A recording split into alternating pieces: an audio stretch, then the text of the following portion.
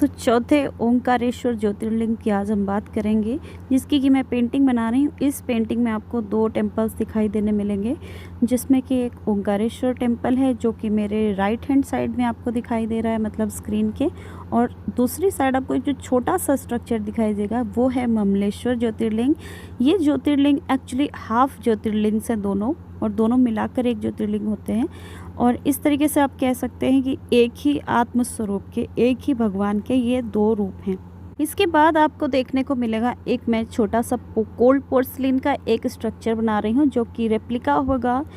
Cold porcelain अच्छी वाली clay होती है, थोड़ा स्टर्डी होती है और वो लास्ट करती है काफ़ी टाइम तक और स्ट्रॉन्ग होती है। तो वो हमारे जो ओंकारेश्वर ज्योतिर्लिंग है उनका एक रेप्लिका जैसा मैं बनाऊंगी, जो कि थोड़ा डिफरेंटली बनाऊंगी अब ऑब्वियसली, बट लगभग वैसा ही कोशिश करूंगी। बात करेंगे साथ में ममलेश्वर ज्योतिर्लिंग का क्या महत्व, क्या स्टोरी है इनकी। उसके साथ हम बात करेंगे नर्मदा माई की, जो हमारी नर्मदा माता हैं, जो कि प्राचीनतम नदियों में हैं। उसके बाद हम बात करेंगे एक एल नीनो इफेक्ट की, जो कि 150 साल के बाद लगभग आ रहा है वापस से, और इस बार बहुत ज़्यादा गर्मियों के बाद सूखा पड़ने के भी चांसेस हैं, और इसके बारे में भी आपको बताऊंगी। तो शुरू करते हैं शुरू से। तो इंदौर से ही हम इस मंदिर की तरफ जा सकते हैं। ओंकारेश्वर आप एक तरीके से कह सकते हैं एक धाम की तरह, छोटा समझिए इनको, शिव धाम की तरह, क्योंकि ये एक टेम्पल नहीं है। आपको पता है कि एक टेम्पल के अलावा भी टेम्पल्स हुआ करते हैं काफ़ी सारे तीर्थ स्थानों में। इसी तरीके से ये जो है, ये आप कह सकते हो कि दोनों ही प्रमुख टेम्पल हैं, दोनों ही ज्योतिर्लिंग हैं। और यहाँ मैं जा चुकी हूँ, लेकिन क्या होता है कि आप जब वहाँ होते हो ना, तो इतना सब कुछ बड़ा रहता है, इतनी भीड़ भाड़ रहती है कि आप समझ नहीं पाते हो कि है क्या ये, बेसिकली हम क्या देख रहे हैं और हमें क्या क्या देखना चाहिए। कहते हैं हिंदू धर्म में हमारे शास्त्र की ओम से ही सृष्टि की शुरुआत होती है, और यहाँ पर ओम का बहुत महत्व है, इसीलिए हम ओंकारेश्वर ज्योतिर्लिंग कहते हैं। प्रणवाक्षर ओम देख रहे हैं अभी आप। नीचे का कर्व रिप्रेजेंट करता है जागृत अवस्था को, और ऊपर का कर्व करता है बिल्कुल डीप स्लीप अवस्था को। जो दाहिनी साइड का जो कर्व है उसको हम कहते हैं कि ड्रीम स्टेट, यानी कि ड्रीम की। और जो चंद्र देख रहे हैं उसको कहते हैं माया, और ऊपर जो बिंदु है उसको कहते हैं तुरीय, यानी कि ईश्वर से एकत्व, यानी कि हम जब मुक्त हो जाएंगे तो हम ईश्वर से एक हो जाएंगे, वो है ओम हमारा। और ओम रिप्रेजेंट करता है हमारे तीनों ब्रह्मा विष्णु महेश को भी। ओम की ध्वनि यानी कि ओमकार की ईश्वर, यानी कि ओंकारेश्वर हमारे महादेव। मंदाता द्वीप करके एक जगह है, इसी पर ये ओंकारेश्वर स्थित है, और एक आइलैंड, एक द्वीप की तरह है, जिसके चारों तरफ ओम के आकार में नर्मदा जी बहती हैं। नर्मदा जी यहाँ पे कुछ अलग ही तरीके से बहती हैं, इस तरीके से बहती हैं कुछ कि यहाँ पे पानी इकट्ठे होते जैसा दिखता है, लेकिन एक्चुअली वो बह रहा होता है। और कहीं पे आपको काफ़ी बहाव महसूस होगा और कहीं पर नहीं भी होगा। हालांकि यहाँ पर एक बांध भी बना हुआ है। विंध्य पर्वत के देव एक बार अपने जो पाप कर्म हो जाते हैं पर्वतों से, उनको जो है ख़त्म करने के लिए, उनको न्यूट्रलाइज करने के लिए शिव जी की भक्ति में लीन होकर तप करने बैठे, और उन्होंने एक रेत का और मिट्टी का एक शिवलिंग बनाया और उसी को पूजने के लिए बैठ गए उनके समक्ष। साथ साथ ही उन्होंने, क्योंकि वो खुद ही अब पर्वतराज ही थे, तो उन्होंने एक तरीके से अपने ही एलिमेंट्स को यूज़ करके एक पर्वत जैसा, एक टीला जैसा बनाया, जिसको आप कह सकते हैं छोटा सा पहाड़ी जैसा कुछ बनाया, जो कि ओम के शेप में था। कालांतर में उनकी तपस्या से प्रभु प्रसन्न हुए और अपने 2 फॉर्म्स में प्रकट हुए, यानी कि 2 ज्योतिपुंज में प्रकट हुए, ओंकारेश्वर और ममलेश्वर या फिर अमरेश्वर। ओंकारेश्वर का अर्थ मैंने आपको समझा ही दिया है। तो ममलेश्वर का अर्थ हुआ ये जितने भी जीवित प्राणी हैं उनके ईश्वर, और अमरेश्वर का तो आप जानते हैं वो ईश्वर जो अमर है, अमर ईश्वर। देखिए, एक ज्योतिर्लिंग की एक किसी भी बारे में 2 कहानियाँ, 2 वर्जन, 3 वर्जन, कुछ मिलते हैं उसके। वो इसलिए मिलते हैं, मेरी जहाँ तक समझ जाती है, क्योंकि वो अलग अलग काल में हुए हैं। अलग अलग कालों में अलग अलग प्रसंग, अलग अलग लोग हुए, अलग अलग कारण हुए। जैसे कि हम शिवरात्रि किस लिए मनाते हैं, उसके अलग अलग कारण हर बार निकल के आते हैं। और वो दिन ऐसा नहीं है, उस दिन शिव पार्वती का विवाह भी हुआ था, साथ साथ में बहुत ऐसी चीज़ें हुई थी जिसके कारण हम शिवरात्रि मनाते हैं। अलग अलग काल की वो बातें। दूसरी कथा पर आ जाते हैं। तो अभी हम लोगों ने इसके पहले डिस्कस किया था कि कैसे ये मंदाता द्वीप कहलाया, ये स्थान मंदाता ओंकारेश्वर टेम्पल कहलाता है ये मंदिर। तो इसी वजह से हम दूसरी कहानी पर आते हैं, जो कि जो श्री राम जी के भगवान के जो पूर्वज हुए मंदाता, उनके नाम पर ये कैसे पड़ा। तो एक बार मंदाता राजा जो थे, उन्होंने तपस्या करनी स्टार्ट करी यहाँ पे इसी स्थान पर, और शिव जी ज्योतिपुंज में उत्पन्न हुए, जिसकी वजह से ज्योतिर्लिंग हुआ। इक्ष्वाकु वंश के मंदाता जो राजा हुए, महाराजा हुए, उनके जो पुत्र थे अमरीश और मुचुकुंद मैंने आपको पहले ही बताया था। महाराज मुचुकुंद जो कि गुफा में लेटे हुए थे, वो महाभारत काल की बात है, और उनके ऊपर श्री कृष्ण ने कपड़ा डाल दिया था और काल्यवन राक्षस को उन्होंने अपनी नज़रों से मार दिया था जगते ही, वो वही हैं। तो ये सब क्या थे, श्री राम के ये सब पूर्वज थे। और इन्होंने, दोनों पुत्रों ने, अम्बरीश और मुचुकुंद ने, इन्होंने कड़ी तपस्या की शिव जी की, और महादेव अपने 2 फॉर्म्स में आए, और इसी वजह से यहाँ पे 2 ज्योतिर्लिंग, यानी कि दोनों अर्ध ज्योतिर्लिंग आप कह सकते हैं, एक ही परमात्मा के 2 स्वरूप यहाँ पे प्रकट हुए। और उन्होंने अपने पिता के नाम पर इसको जो है स्थान को कह दिया कि इसको मंदाता द्वीप कहेंगे। एक्चुअली ये मंदाता द्वीप ज़रूर कह सकते हैं, लेकिन एक्चुअली ये काफ़ी ऊंची प्लेस है, इसी वजह से आप यहाँ पे नदियाँ भी इतने ज़्यादा फ्लो रहता है इनका, काफ़ी ज़्यादा स्पीड रहती है पानी की।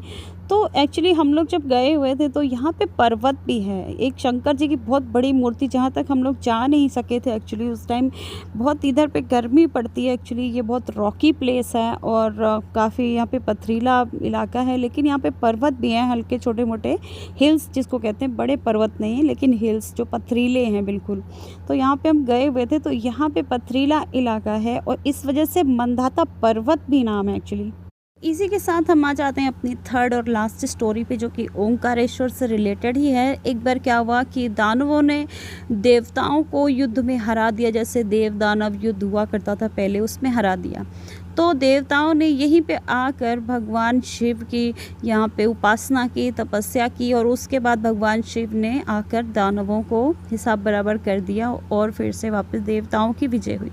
अब जिस रूप में भगवान शिव किसी की सहायता करते हैं या फिर वरदान देते हैं या फिर प्रकट होते हैं या मनोकामना होती है उसको सिद्ध करते, उन जो भक्त उनको बुलाता है प्रार्थना से, वो उनको कहता है कि आप इसी रूप में आप जो है यहाँ पे निवास कीजिए। भगवान से ये याचना करता और भगवान हमारे भोलेनाथ बड़े ही प्रेम से मान जाते हैं। तो इसी अवस्था में, इसी रूप में भगवान यहाँ पर निवास करते हैं, जिसको हम ओंकारेश्वर कहते हैं। अब आ जाते हैं ममलेश्वर की शॉर्ट स्टोरी। तो ओंकारेश्वर और ममलेश्वर अर्ध ज्योतिर्लिंग की स्टोरी है, वो सेम ही है, लेकिन इसमें और एक संदर्भ आ जाता है ममलेश्वर के बारे में।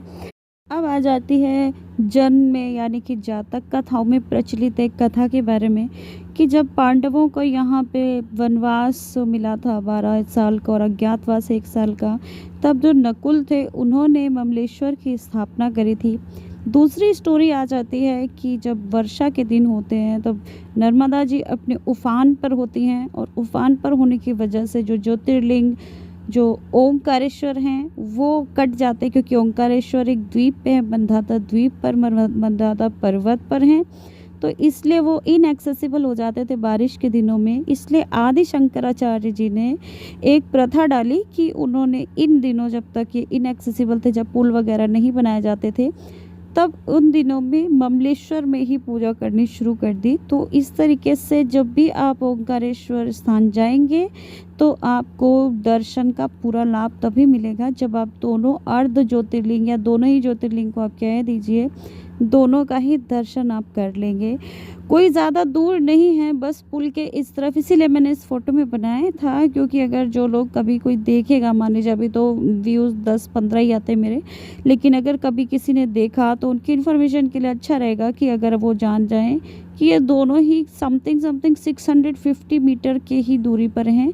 नदी के इस तरफ यानी कि मेन लैंड पर साउदर्न तरफ में टेम्पल जो है वो ममलेश्वर ज्योतिर्लिंग है, और वो सिंपल सा है, नागर स्टाइल में बना हुआ मंदिर है, और नदी के इस तरफ पार करने के बाद ओंकारेश्वर है जो कि ये टेम्पल है। और ये आपको जो छोटा वाला दिख रहा है वो ममलेश्वर है, वो मेनलैंड है। पार करके इधर आएंगे तब आएगा। अब देख सकते हैं कि मैंने पोर्सलीन, कोल्ड पोर्सलीन में एक सिंपल सा एक ज्योतिर्लिंग का ही बनाया हुआ है, जो कि ओंकारेश्वर ही है। इसमें ममलेश्वर मैंने नहीं बनाए हुए हैं, ना किसी पेंटिंग में बनाए हैं और ना ही किसी स्कल्पचर में बनाए हैं। ये सिर्फ कोल्ड पोर्सलीन के। अब आप देख सकते हैं कि मैंने थोड़ा सा पोरस बनाया हुआ है। ये एक मैसेज है बताने के लिए कि अगर लोग जिस तरीके से कोई भी ज्योतिर्लिंग वगैरह होते हैं उनमें पानी, दूध, ये सब चीज़ें डालते हैं, तो जो भी अंदर उसके ज्योतिर्लिंग भी किसी चीज़ से ही बना होगा ना। भगवान तो कभी नहीं मिटेंगे, लेकिन ये जो ज्योतिर्लिंग है वो उनका क्षय होता है। जहाँ पे हम लोग इतनी ज़्यादा पॉपुलेशन बढ़ा के बैठे हुए हैं और कहीं पे हम मंदिरों में जा रहे हैं, कहीं ऐसी जगहों में जा रहे हैं जो मंदिर प्राचीन हैं और वो जाने कब से आ रहे हैं, टाइम्स इमेमोरियल से। और वहाँ पे हम जाके शिवलिंग पे तो जल अर्पित होता है, दूध दही सब अर्पित करते हैं हम लोग। तो अब आप देख सकते हैं कि जो ओंकारेश्वर का मेन ज्योतिर्लिंग है वो ऐसा पोरस है। इसी को दिखाने के लिए मैंने इसमें छोटे छोटे से छेद छेद से बनाए हुए हैं, क्योंकि इसमें जो दूध जल ये सब नहीं अर्पण होता।